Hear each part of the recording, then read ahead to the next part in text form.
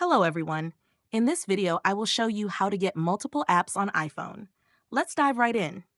First, make sure you have an app like Instagram installed on your iPhone. Now, to create a dual version of Instagram or any other app like WhatsApp or Messenger, you'll need to use the Safari browser.